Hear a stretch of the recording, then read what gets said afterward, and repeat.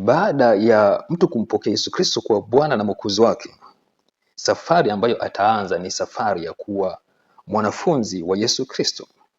Hii ni safari ambayo muamini atatembea naye maisha yake yote, kwa sababu unapozungumza wokovu, unapozungumza ufalme wa Mungu, unazungumza kuwa mwanafunzi wa Yesu Kristo, unazungumza Yesu Kristo. Kwa nini nasema hivyo? Kwa sababu Yesu Kristo yeye ndio njia, haki na uzima. Anasema hakuna njia nyingine endao kwa Baba isipokuwa yeye.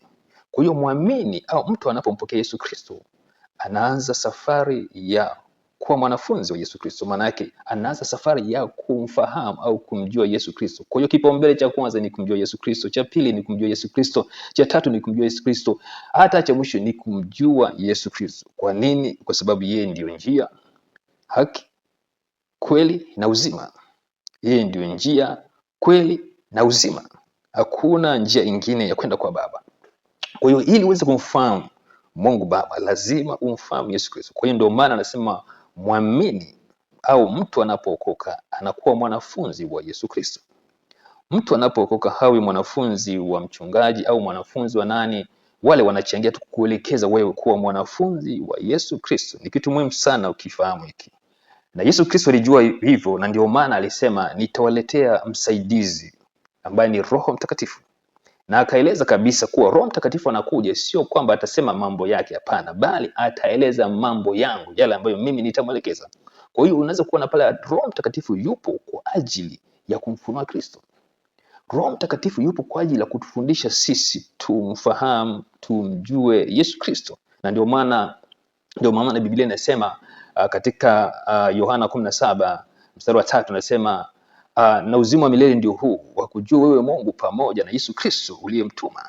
Kwa unakuta kumjua Yesu Kristo ndio kufahamu ufalme wa Mungu. Kumjua Yesu Kristo ndio kufahamu moyo wa Mungu, kwa sababu Yesu Kristo ndio aliyeufunua moyo wa Mungu kwa wanadamu.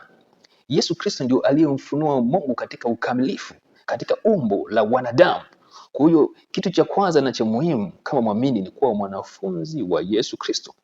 Na kazi kubwa kwa mfano wa walimu au wachungaji ni kukuelekeza wewe kuwa mwanafunzi wa Yesu Kristo, kwa kukufundisha jinsi gani ya kumsikiliza Roho Mtakatifu, jinsi gani ya kusikia sauti ya Mungu, na jinsi gani sasa ya kuishi kwa ushirika mtakatifu na Roho Mtakatifu, ili Roho Mtakatifu endelee kukufundisha.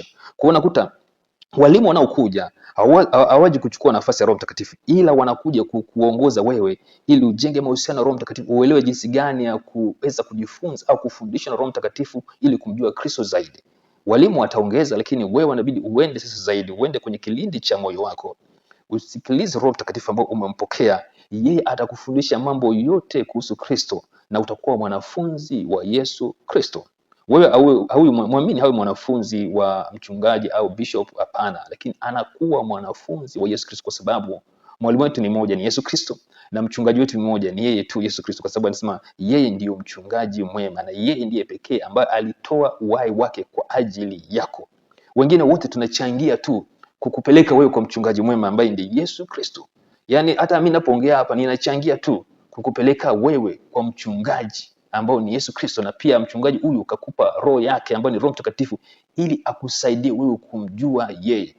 Kwa ndio maana naposema mtu anapopokea Yesu Kristo anakuwa mwanafunzi wa Yesu, hii inakuwa ni safari ambayo unaanza na unataka uendelee kukua mpaka ufunue, mpaka umfahamu Kristo na uweze kufunua moyo wa Kristo. Na hiyo ndio kitu Mungu anapendezwa nacho. Na ndio maana anasema Paul anasema kwamba ninawaombea mpaka Kristo aumbike ndani yenu. Ina maana mpaka amfikie kiwango cha kumjua Kristo, nyie muwe wanafunzi wa Kristo, kwa sababu hiyo ndio kima ambacho Mungu anapendezwa nacho kwa kila muamini. Ndio maana Mungu anasema I am pleased with a son. Mungu anabarikiwa na mtu ambaye amefikia uwana, kuwa mrithi wa ufalme wa Mungu.